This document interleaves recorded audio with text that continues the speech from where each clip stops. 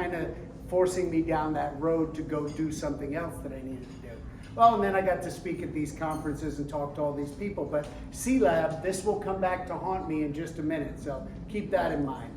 Then when I was done with that tour, they sent me over to Deep Submergence Unit to be in command. So here I am in charge of Deep Submergence Unit, where they had the pressurized rescue module, which replaced the Deep Submergence Rescue and Recovery Vehicle. This is what happens when a submarine goes down in the bottom of the ocean. They call you 24/7, 365 for 3 straight years. No drinking for 3 straight years, and you're on call, right? So you're that guy, and they call you, and they go, hey, you got to get to wherever, and you got to be there within 72 hours. So we replaced the DSRV with the pressurized rescue module. We were able to effect change, and I qualified as a 1 atmosphere suit pilot. It was a great time. They said, hey, you did such a good job. We're going to send you to SOCOM, and I want you to build dry combat submersible. So that's Admiral Eric Olson. He brings me over to SOCOM, start building dry combat submersible. He's like, listen, Commander, which part of go build me dry combat submersible with only $22 million don't you get? And I'm like, boss, I just, he's like, go to work. I'm like, yes, sir. So I went running with scissors, and then Admiral McCraven took over, and he was a great guy to work for, and he loved hanging out and talking and working through all of our problems that we had in the industry and how to roll steel and build submersibles. So when we did this, he says, all right, Joe, you finally made it. I was only at SOCOM for like a year and a half. He's like, you made it. You're going to DC. And I'm like, well, yeah, after my tour, right? He's like, no, you got to go to DC. This is, I got 27 years in the Navy. I said, that's not going to work. I said, I promised my daughter she could stay here for high school. Don't lie to your daughters. Guys, don't lie to your daughters. It's not going to work.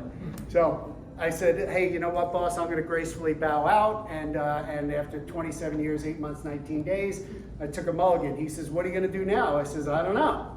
So now I'm at a fork in the road. What are you going to do? So what's next? I said, he offers me the greatest job in the world. I was going to be the consigliere, right? So I'm going to be like seated at the left hand, right? And I would be able to do things and basically do the same job that I did while I was active duty, retired, grow your hair long and do cool things. Well, I said, I don't want that. And he says, well, would you do me one more favor? Could you sit on the preservation of the force and family? And I said, all right, talk to me. Sounds like a good cause. Talks me through the preservation of the force and family. And this is all about preserving our troops, right? Preserving these guys, because it's much easier to fix somebody than it is to train a new person. It's also more cost effective if you're looking at it from that end. But it's much easier, much better for the group if you fix these people. So I said, yeah, boss, that sounds like a great idea. 22 people a day were killing themselves at that time. It was a very stark reality. I saw what they were trying to do, and I saw the battle, and I went, aha, that's what I need to do.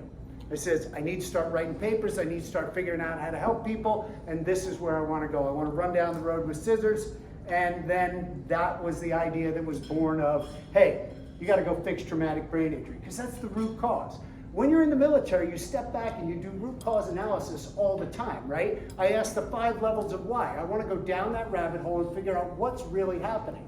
Well, when you get down to the bottom line, these people get all of these traumatic brain injury, concussions, PTSD, all of that ensues, and that's why we're having such a problem with suicide. So I said, fix the brain, save the guy. Save the guy or save the girl, right? So I said, okay. Once I went through, I got a PhD in biomedical engineering, and I started down this rabbit hole of trying to fix the brain. Well, where do all these things come from? They, honest to God, they come from motor vehicle accidents. That's a 1947 Chevy, which is totally wrecked. It was horrible, and it was right there on West Shore Boulevard, right between here and the highway. And that was me driving that car, and that was the one that I got knocked unconscious in. So military guys and gals, we see it all the time. Why? Because the armament that we have is really very good, right? It's so good that it kind of sort of keeps you alive, even though maybe you might have not made it beforehand. So we've gotten really good at armament, but we're still rattled in the cage, right? So we get to see a lot of military members with TBIs. The other place we see it, as you've heard in the news lately, is sports. Interestingly enough, sports correlate directly to anywhere between 3 and 5 35-mile-per-hour crashes per game. This is why these guys have chronic traumatic encephalopathy. They keep hitting their head in the same general place 35 mile per hour crash after 35 mile per hour crash after 35 mile per hour crash.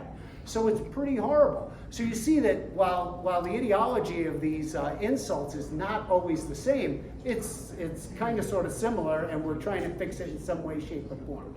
I'll tell you that the resulting PTSD that comes with this it's horrible, right? And if you think, once you have a traumatic brain injury, guess what? You get a prize. You get PTSD after that, right? Same thing with chronic traumatic encephalopathy and the concussions, because you go into this ridiculous state of I'm not who I used to be. Now I want to tell you just a little bit about my personal struggle. I got whacked in that 47 Chevy right there, knocked unconscious, woke up in the ambulance, on the way to the hospital. I get to the hospital and they're like, hey, you have a traumatic brain injury, congratulations. And I'm like, man, go up to the ICU for a couple of days, in the hospital for 7 days, and I'm like, I know how to fix brain injuries, don't worry about it, I got this. And the guy's like, you sure? Because you just got knocked out. And I'm like, yeah, okay, I got it. So he lets me out of the hospital because he's a friend of mine, one of the doctors that I've trained in some way, shape, or form. He lets me out and he's like, okay, you can go ahead and go heal yourself. Okay, great, I'll start healing myself. A month into it, a little less than a month into it, happened on September 7th of 21. And by October of 21, I'm in a bad way. And my friends came in, they all circled around me and they're like, hey dude, what's going on? And I'm like, I'm circling the drain. Why? I'm trying to treat traumatic brain injury the way we've always treated traumatic brain injury. And unfortunately, that's not the answer, right? So yes, it works in some cases, but a tincture of time, I didn't have a tincture of time because I still had residual self-image. And this is the part that's crushing our people. So I'm going to introduce you to a topic. I'm going to call it Tier 1 operator, but for you military guys in the room, it's not the Tier 1 operator that you're thinking of, right? I'm talking about a front level person, a guy or girl that's just a hard charger, go-getter, headbanger, gets the job done. It's the person at work that you go, do me a favor, I need you to go do this. And they go, I got it, I'm running. Don't ask them how they did it because you don't want to know, but, right? So these people are operating way up here. So here's the normal baseline. They're operating way up here. They get hit in the head, they're operating here. They're still above baseline, and that's terrific. However, remember I have residual self-image. I'm a Tier 1 guy. I'm pushing down the road. I'm the guy that's part of the solution. Now I'm part of the problem. Now step back and think about that for just a second. You became part of the problem. Oh. And when I was on the Preservation of the Force and Family, I saw this on a regular. I saw these people that got taken offline, and we said, don't worry about it, we got you, we'll take care of you now you're part of the problem. And they were all like, okay. And you wonder why it ends like this. It eats me up inside because we need to stop this problem. We need to fix this problem. And the only way that we can do it is not the way that we've been doing it. There are other ways, anything but the way that we've been doing it. So, hence the idea of the cognitive concierge is born. So I got a group of friends that came around me in this time of need, and they said, hey, we got you. Scooped me up, started running down the road with scissors, and all of a sudden I'm on my way to getting better. And they're like, what else can we do? And I'm like, I don't know. Let's work it. But remember, I went at it initially and I went into a deep depression because I treated myself the same way we've always treated traumatic brain injury, a tincture of time. All we do is we diagnose it and we give you a tincture of time. That's not going to help. I mean, you have to deal with this, and if you don't deal with it, you have the resultant that you always get, right? So look at this plant. This plant is dying. Everybody looks at a plant and they go, hey, why is that plant dying? Well, it's very simple. It needs water, right? Or wait, it needs sunlight. Or wait, it needs food. So I'm a scientist. What do I want to do? I'm going to put it in 24 hours direct sunlight for 5 days, and I'm going to say sunlight kills plants, right? Doesn't need sunlight. I'm going to do the same thing for water. Doesn't need water because water kills plants. Doesn't need food because food kills plants.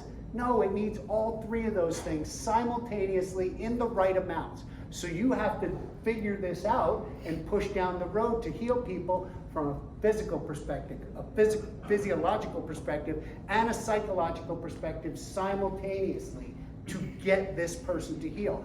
Guess what? The body keeps the score.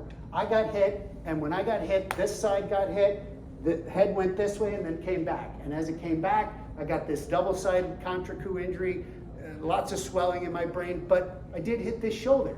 So that's a physical injury, right? That's a shoulder injury. What does that have to do with your brain? Every time I went like this, every time I reached back for my wallet or keys or something, it reminded me, hey, you had a traumatic brain injury, right? It's in your shoulder.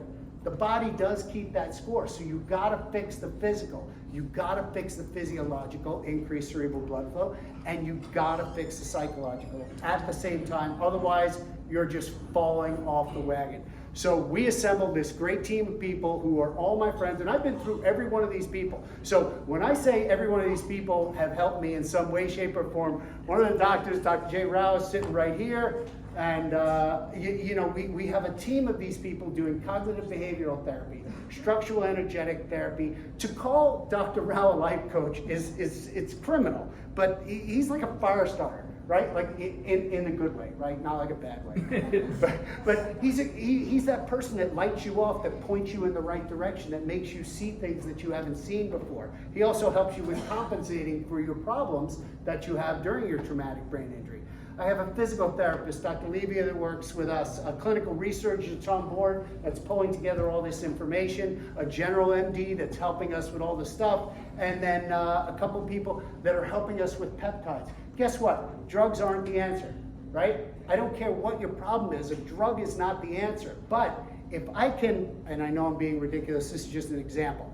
If I can teach your body to make vitamin D, is it better to teach you to make vitamin D or to give you vitamin D, right? I want to teach your body. I want to remind your body how to make things like brain-derived neurotrophic factor, insulin growth factor, vascular endothelial growth factor. All these are necessary in your healing. Your body used to know how to do it, and it forgot.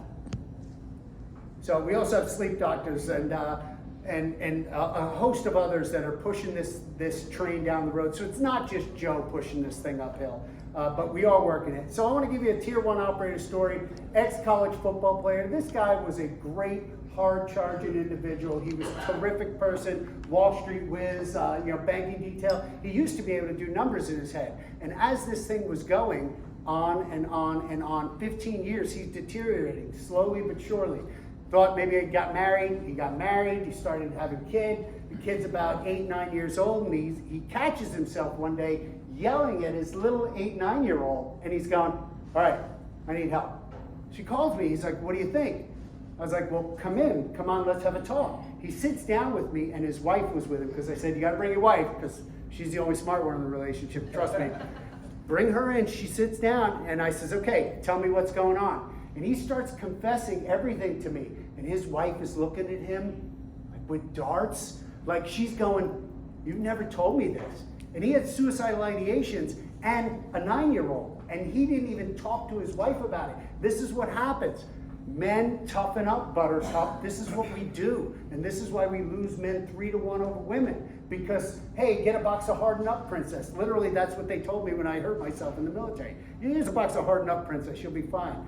But these suicidal ideations for these guys that are struggling, we need to stop that. So what we did is we put all these guys in the room. We started throwing everything at it like we did for me. And sure enough, we've had our 8 people go through it plus me. And what we did is we have to get some measures because I'm a scientist, right? So I want to throw these measures out at you so that you understand what we're looking at. This is the person beforehand, and color coding as it is, low, medium, high, basically green is good and orange and red are yellow, they're sort of bad, right? So that's the before and that's the after. So what is this? These are all psychological tests. I have 2 psychologists on staff. What they do is all of the GAD-7, the PQM-9, the numbers don't matter, all of these tests that you do for traumatic brain injury and PTSD to see markers, to see whether you're getting better, if you will. The problem is these are very subjective because this is what the person is reporting to us. So that's not really good enough for the scientific standard, not the mark. So we went in and bought this EEG and we started doing this work. So I want to draw your attention to the top line. If you're looking at the top line, and if you can see my little marker here, it's blue and on the very top group of circles. This is all your brain.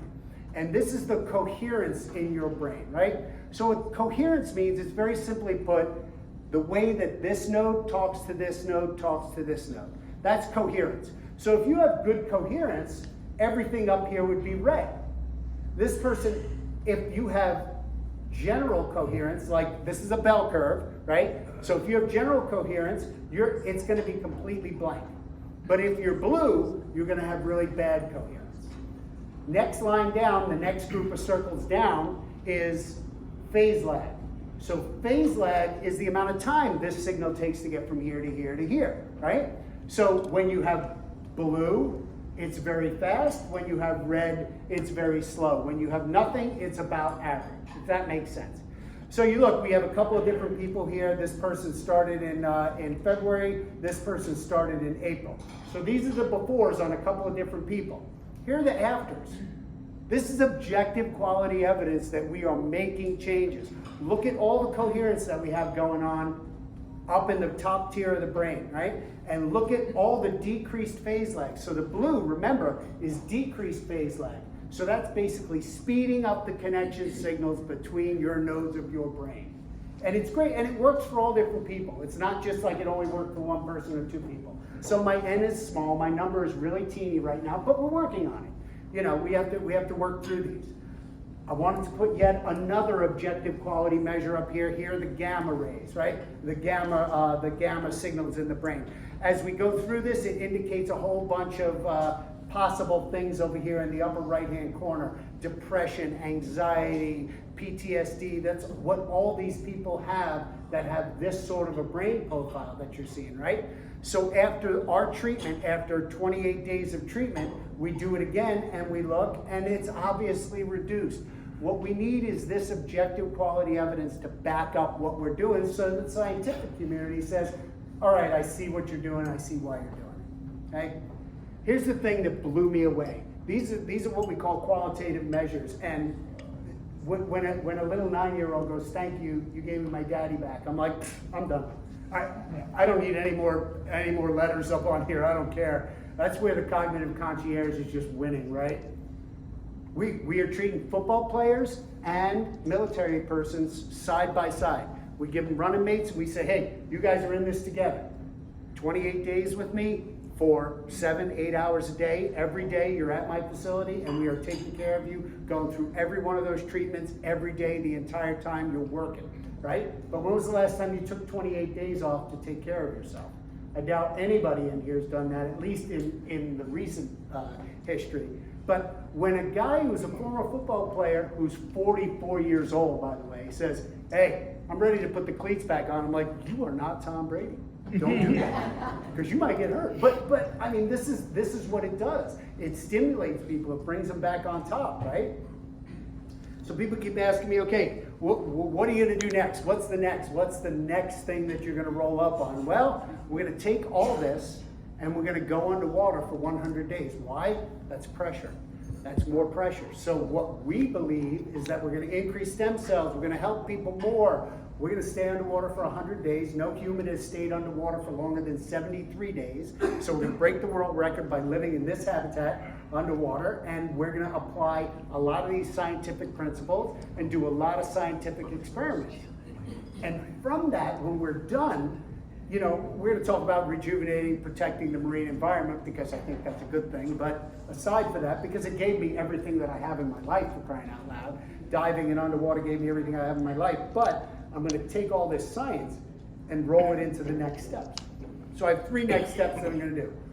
Lifelong vitality for more of our heroes, and that's what we're pushing towards. We're pushing towards just taking that person, fixing them, and getting them back to the point that they were before, which is key for our men and women that are in uniform. We owe that to them at the very least.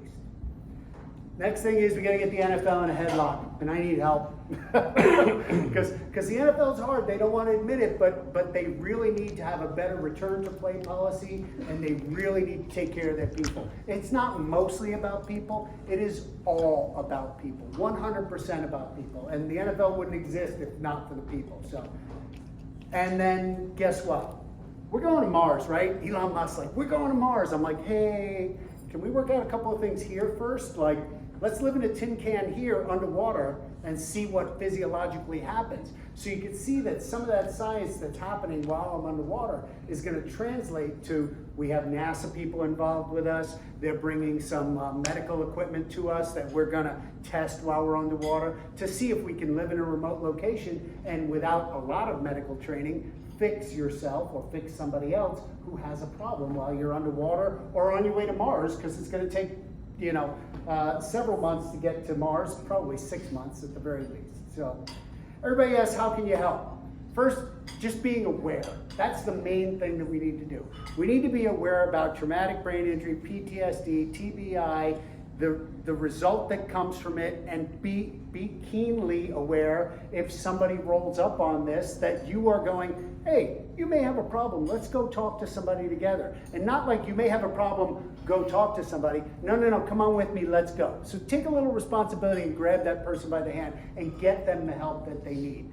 And basically that's the information that I have to give you. I need you to just have the knowledge that we can fix traumatic brain injury, PTSD, concussions. We have a way around it. You may not like the answer, and there are no drugs involved, as you saw.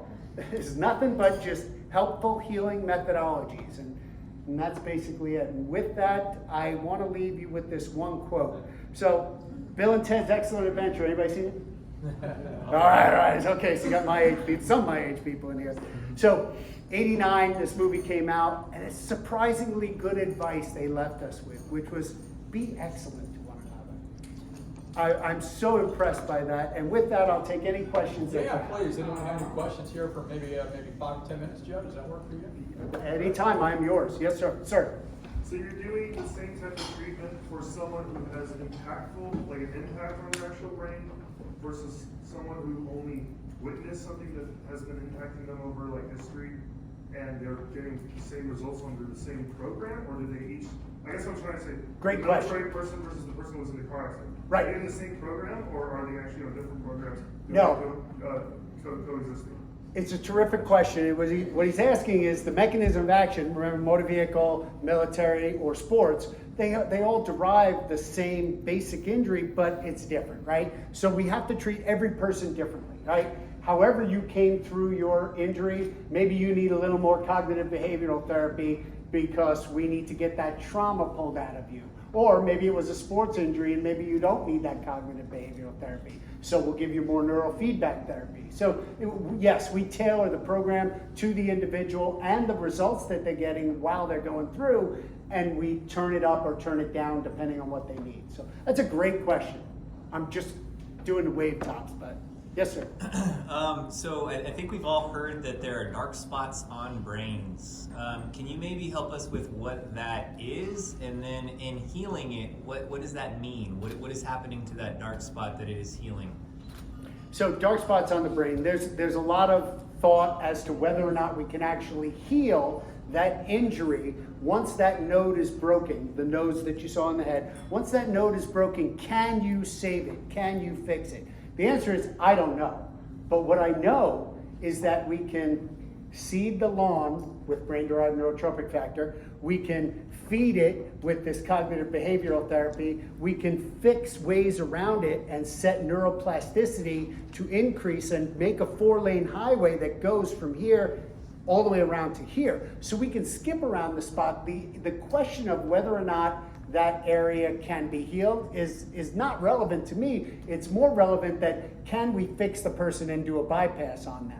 So I don't know whether or not we can fix that dark spot or that hypoxic area in the brain. Not really sure, but I know we can build highways around to get to the other parts of the brain, and the brain can take you up from there. Did I answer your question? That works. Jay, got a question? Yes. 28 days, 8 hours a day. How is it being paid for? Is that an insurance thing? Is the military paying for people? Is the NFL Players Association paying for this? How much does that cost, and how is it paid for? So we're working with the NFLPA, trying to get these people on board, and we've been trying to get everybody to understand this. So right now we beat up the providers pretty good, and we make them give us a real good rate so we can take care of the guys and gals in uniform. Yeah, we funded it out of our own pocket. Everybody, it wasn't just me. We all funded it out of our own pocket when we started it. So right now there is no insurance that's going to accept this. We have 8, me 9 total people that have been through this program. So it's not like we have a huge number and insurance is going to, yep, that's the cure. But we can cure people. So right now, who's paying for it? Nonprofits are putting people through, and then people are paying for the NFL players, either themselves or other people are paying for the NFL player, you know, or they're just paying out of pocket and coming Is to us. the VA supporting this with your work? So I have a meeting with the VA on the 14th of February in Orlando, and we're talking through it. You can imagine that while I was in the military, I thought that I was just a big cog in a big machine. And then I realized, well, maybe I'm just a little cog. And then I realized I'm just the grease. So this is a big machine that's moving around, and we're at their mercy. Do I think the VA is going to accept it anytime soon? Nope, I really don't. But if we get the word out to the kids, we'll find the funding. There's nonprofits. Where'd Jerry go? Jerry. There's nonprofits that are out there that are able to, there he is in the back, right? That are able to fund some of these ventures for some of these kids. And you know, if they are in need, trust me, you're not going to walk out of our clinic and you know be hurting. We're not going to not take care of you. We are always going to take care of anybody that walks in there. We will figure out a way. We will go to a funding source and figure it out. I mean, it's what we have to do. It's not mostly about people. It's all about people. Joe, have you created or are you building a plan so you can get the word out on a broader scale to get broader acceptance? What do you have to do in the medical journals to make that happen? Yeah. You caught on to something, right? Yep. That's beneficial, right? How do you get broader knowledge and acceptance of all this? So it's tough because remember, I'm a researcher at heart, right? So as I go through the research, what do I want to do? I want to find out whether it's sunlight, water, or food that helps that plant. But those are the only ways that we do it is by figuring out, by exposing it to 100% sunlight. And then, like I said, my conclusion is what it is. But so the ways that we used to test for cure, test for healing, you know, it's not the one drug that you're taking and then that's the only thing that you do difference in your life. So you got better or you didn't get better, and I have objective quality measures either way. So this is a whole new way of thinking about fixing people. It's a whole body, holistic approach. And like you talk to some of my friends, and what we do is we do this stuff on a regular without even having traumatic brain injury. So this is like a normal tune-up for a CEO or a high-functioning type person anyway. So this is, and every one of these is just really good therapy for you, you know? We're talking structural energetic therapy. It's basically great massage and breathing.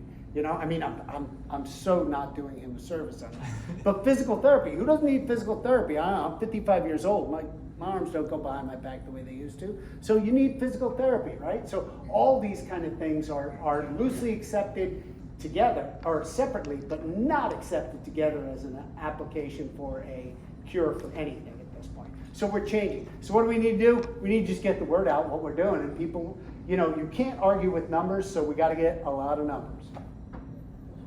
Sir?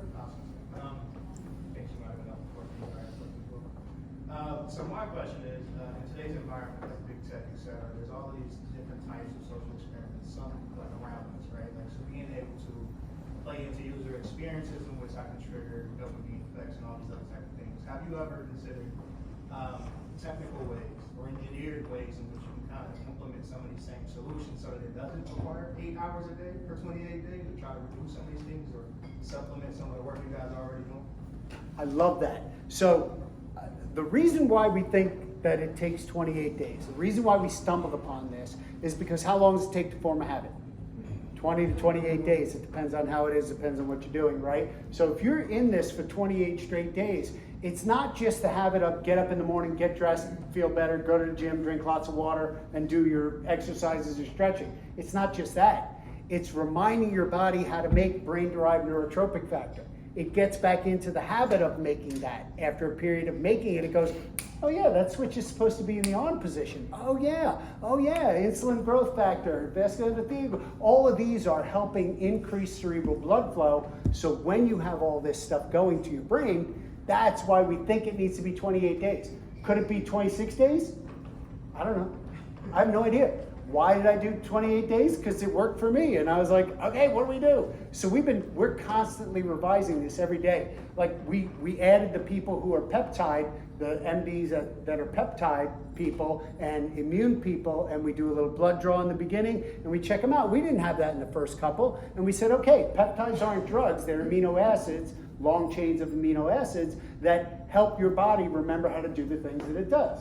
So, you know, it's like we're just trying to stimulate the body to help heal itself, as opposed to take this and you'll be healed, right? I'm not looking for a magic pill. So no, I haven't gone that way, but it's 28 days and it's 28 days for that reason.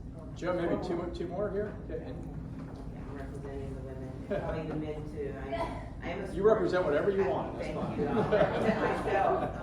I'm a sports girl, and I've been behind the scenes and in front of the scenes all over NFL for a long time. So when I think about what you're doing, I do think on a positive note. I think that what you're doing is very important. I think that probably now than ever, what you're doing would be a gateway into perhaps negotiating something with the NFL, and particularly when you think about like our very own Vincent Jackson, who he was a good friend. So likely that contributed to those thoughts, and I think about even Hernandez that played for the Patriots and that poor decision. And I mean, when you think about DeMar, I think if you do a really good job at networking and that you individually get with players, there's like the retirement, Andre, you know, there's a NFL retirement association right here in Tampa, Yep. that they would be very, very open, and I won't name any names, I certainly won't.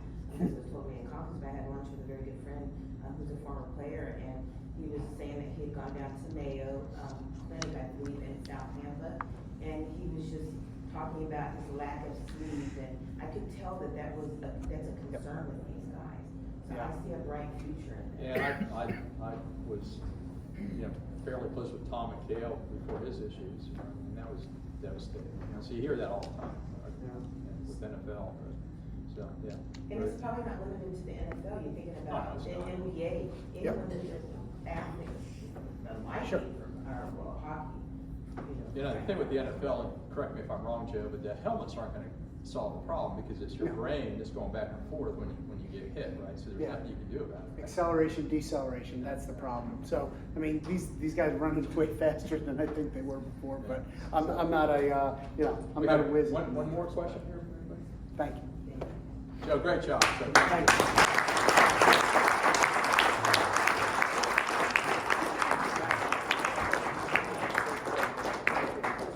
Well, that was more than interesting, and Joe, just want to thank you for all you do, man, and having gone through it yourself. Wow, that's a great experience. I'm alive because these guys you said, got no, a you're not quitting. Yeah, a whole team behind you, right? So that's an amazing story, and we can't thank you enough for sharing. I hope all of you have had a wonderful evening. I just enjoy doing this so much. It's so fun to get around really good people who care and have that sense of community. And really appreciate that. And we look forward to continuing this process throughout the year. So I hope you stay around. If you want another glass of wine or beer, please do that. And again, Joe, thank you so much for all you do. Really appreciate it. Thank you.